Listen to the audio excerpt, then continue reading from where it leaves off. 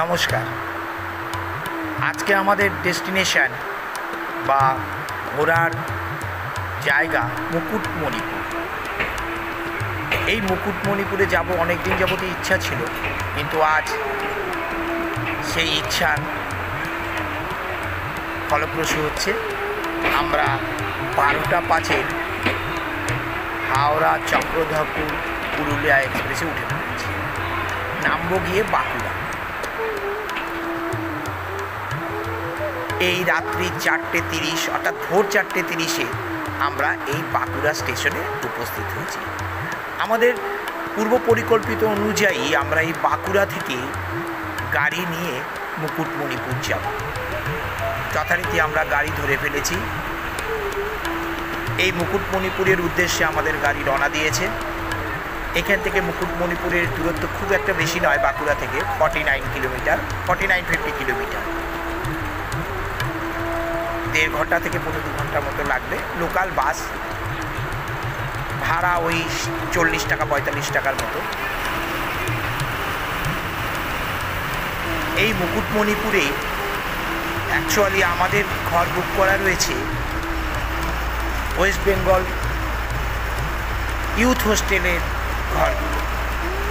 আপনারাও যদি যান দেখবেন খুব ভালো ঘর। বাঁকুড়া থেকে মুকুটমণিপুর যাওয়ার রাস্তা খুব সুন্দর। দুপাশে জঙ্গল মতো আছে, মাঝখান দিয়ে সুন্দর রাস্তা তৈরি করা। 1 ঘন্টা 20-25 মিনিটের মধ্যেই আপনি মুকুটমণিপুরে ঢুকে যাবেন। আপনারা ভিডিওটি সম্পূর্ণ দেখবেন। ভিডিওটি পছন্দ হলে চলো ঘুরি চ্যানেলটি সাবস্ক্রাইব করুন এবং নোটিফিকেশন বেল অন করুন, তাহলে আমার যত সমস্ত ভিডিও আপনারা সঠিক সময়ে পেয়ে যাবেন। যাই হোক, আমরা এখন মুকুটমণিপুরে ঢুকছি। এই যে দেখতে পাচ্ছেন, এটা হচ্ছে ইউথ হোস্টেলে ঢোকার গেট। আমরা অলরেডি ঢুকে পড়েছি। ইউথ হোস্টেলটি ঠিক মুকুটমণিপুরের ড্যামের সামনেই একটু টিলার উপরে অবস্থিত। খুব সুন্দর, দেখলেই বুঝতে পারবেন এদের যে জায়গায় হলিডে হোমটি, সেইখান থেকে ড্যামটির ভিউ পরিষ্কারভাবে বোঝা যায়। এই ইউথ হোস্টেলের সমস্ত রকম ইনফরমেশান আমি আমার ডেসক্রিপশন বক্সে দিয়ে দেব, আপনারা সেইখান থেকে বুক করতে পারবেন। এই ইউথ হোস্টেলে 2খানা সামনে ডিলাক্স রুম আছে, যার ভাড়া আমি উল্লেখ করে দেব, এবং ওর পেছনেই 2টো এক্সিকিউটিভ রুম আছে, ডাবল বেডেড এক্সিকিউটিভ রুম, এবং 23টি সিটের ডরমেটারি রয়েছে। এই যে দেখতে পাচ্ছেন, এই সামনে 2টো যে বারান্দা দিয়ে ঘর করা আছে, এই ঘর 2টো ডিলাক্স রুম, আর এর ঠিক পিছনেই হচ্ছে আপনার এক্সিকিউটিভ রুম আছে। এইখান থেকে ড্যামের ভিউ পরিষ্কার দেখা যাচ্ছে, একদম পরিষ্কার। কংসাবতী ড্যামটাকে পরিষ্কারভাবে বোঝা যাচ্ছে। এই সামনে দিয়ে রাস্তা দেখা যাচ্ছে। আমরা অনেক ওপরের দিকে, অর্থাৎ এইখান থেকে ভিউটা পরিষ্কার। অ্যাকচুয়ালি মুকুটমণিপুরে দেখার কিছুই নেই, শুধু সৌন্দর্য অনুভব করার ব্যাপার। প্রাকৃতিক সৌন্দর্য মুকুটমণিপুরের অপরূপ।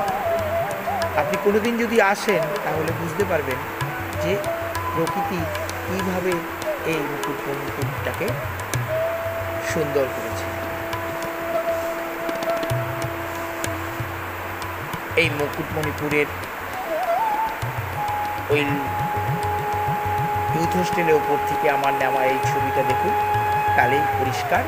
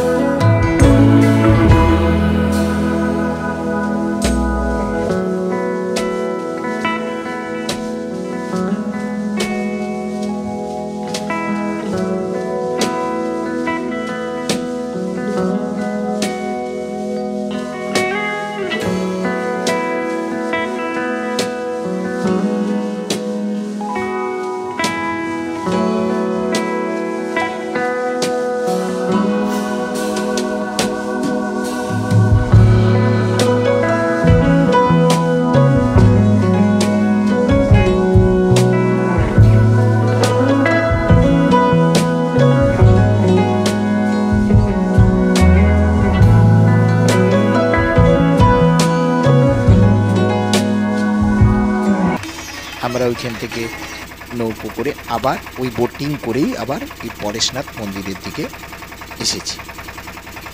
পরেশনাথ মন্দিরে উঠতে গেলে আপনারা দেখতে পাবেন কতগুলো সিঁড়ি বেয়ে তবে ওই পরেশনাথ মন্দিরে ওঠা যায়। দেখুন পরেশনাথ মন্দির।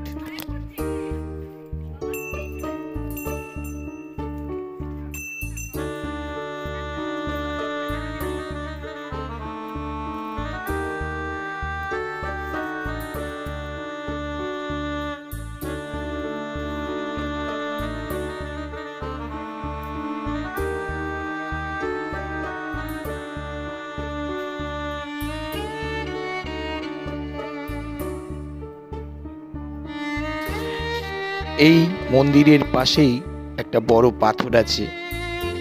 ওই পাথরের উপরে উঠে আপনি পুরো মুকুটমণিপুর ড্যামটাকে পরিষ্কার দেখতে পারবেন এবং তার পাশে যে অপরূপ দৃশ্য সেটা আপনি আপনার ক্যামেরায় বন্দি করতে পারবেন এবং বিভিন্ন ছবি তুলতে পারেন। খুব সুন্দর জায়গা, রাস্তাঘাট, ড্যামটা যে বাঁধ আছে সেই বাঁধটাও আপনি পরিষ্কার দেখতে পারবেন।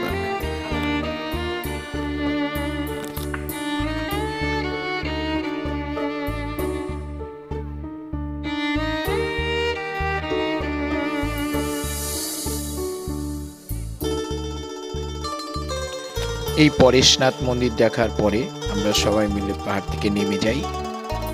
নেমে গিয়ে ওই যে মন্দিরটা দেখতে পাচ্ছেন দূরে, ওই মন্দিরটা, কালী মন্দিরটা দেখে আবার মুকুটমণিপুরে লঞ্চে করে ফিরে যাই। ফিরে যাওয়ার পরে বোট থেকে নেমে এই যে মুকুটমণিপুরের রাস্তাটা দেখছেন, এই রাস্তাটা সম্পূর্ণ আলপনা দেওয়া।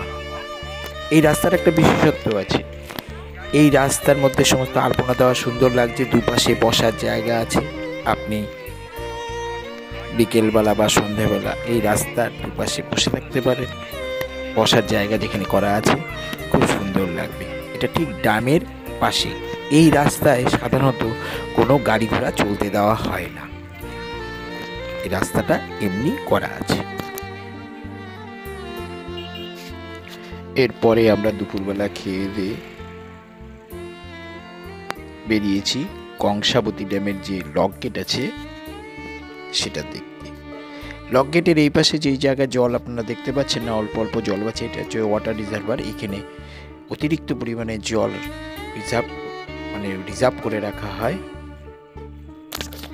বর্ষার সময় যখন প্রচুর জল হয়ে যায় তখন বন্যাটাকে রোধ করার জন্য কংসাবতীর জলকে কিছু রিজার্ভ করে রাখা হয় এখানে।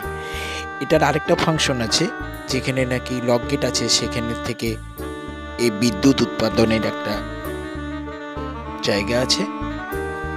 এই যে দেখতে পাচ্ছেন লক গেট।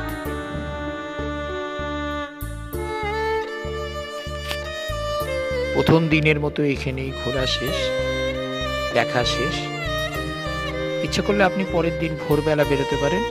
এই দেখুন আমি বেরিয়েছিলাম এবং তার মুকুটমণিপুরের সুন্দর দৃশ্য।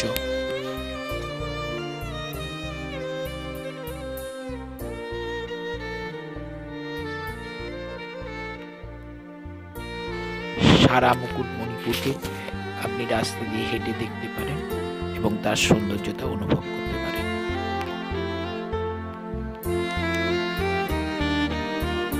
আপনার যে এই বাঁধ আছে, এই বাঁধের উপরে উঠে আপনি সূর্যোদয়ও দেখতে পারেন। টিলার উপরে যে সূর্যোদয় হচ্ছে সেটাও দেখতে পারেন এবং এই বাঁধের শেষ পর্যন্ত গিয়ে আপনি মুসাফিরানা যে পার্ক, সেই মুসাফিরানার যে জায়গাটা সেটাও আপনি ভিউ পয়েন্ট সেটাও দেখতে পারেন। আর একটা কথা আপনাকে বলে রাখি, আমরা যে বোটে ঘুরেছি এইটা আপনি টোটোতেও ঘুরতে পারেন। প্রতিজন 100 টাকা হিসাবে টোটো নিয়ে যায়, সমস্ত জায়গাগুলো ঘুরিয়ে নিয়ে আবার মুকুটমণিপুরের মেন জায়গায় ফেরত দেয়। সমস্ত ভিডিওটা আপনারা দেখবেন, ভালো লাগলে আপনারা সাবস্ক্রাইব করবেন চ্যানেল চলো ঘুরি এবং নোটিফিকেশন বেল অন করবেন। পরবর্তী ভিডিও দেখার জন্য আপনাদের অনুরোধ করছি।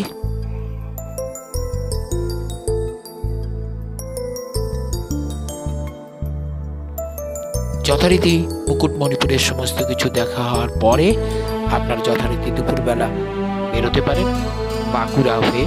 যথারীতি আপনারা রূপসী বাংলা বা অন্যান্য ট্রেনে আসতে পারেন, আমার ডেসক্রিপশন বক্সে তা থাকবে। নমস্কার।